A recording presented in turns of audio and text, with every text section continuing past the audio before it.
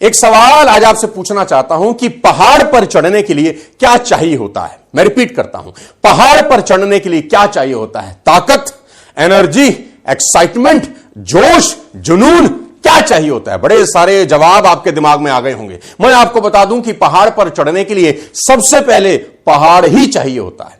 अगर पहाड़ ही ना हो तो मैं और आप चढ़ाई किस पे करेंगे? Guys, an envelope will reach nowhere अगर उस पर कोई पता ही ना लिखा हो। विदाउट प्रॉपर ईमेल आईडी वो मेल कहीं नहीं पहुंचती, बाउंस मार जाती है। पानी का जहाज जिसमें डायरेक्शन मीटर लगा होता है कि उस शिप को किस डायरेक्शन में जाना है, अगर वो डायरेक्शन मीटर उसमें से निकाल लिया जाए तो वो शिप कहां जाएगा? वो सिर्फ समुद्र में गोल गोल गोल गोल घूमता रहेगा पर पहुंचेगा कहीं भी नहीं।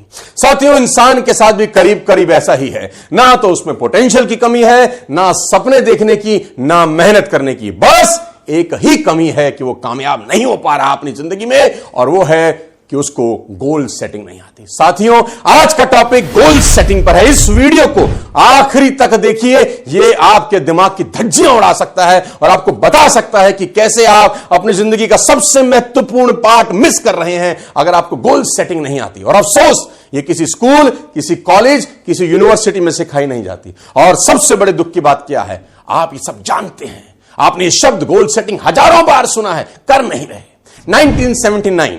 1979 a survey was done at Harvard MBA students कि कितने लोग गोल सेट करते हैं अपनी जिंदगी में। 84% लोग गोल ही सेट नहीं करते। 13% लिखते हैं दिमाग में पर कागज पे नहीं लिखते। मात्र 3% लोग ऐसे होते हैं जो पेपर पर अपने गोल सेट करते हैं। हैरान करने वाली बात यह है कि 10 साल के बाद यानी 1989 में दे इंटरव्यू द सेम इंडिविजुअल्स और उन्होंने पाया कि 13% लोग जो दिमाग में गोल सेट कर रहे थे are making twice the money than 84% who never set a goal। 84% लोगों से वो ज्यादा पैसा कमा रहे थे वो 13% लोग जो एटलीस्ट अपने दिमाग में तो सेट कर रहे थे। लेकिन हैरानी की बात यह थी कि जिन 3% लोगों के पास रिटर्न गोल्स थे वो उन सब 97% लोगों से भी ज्यादा पैसा बना रहे थे।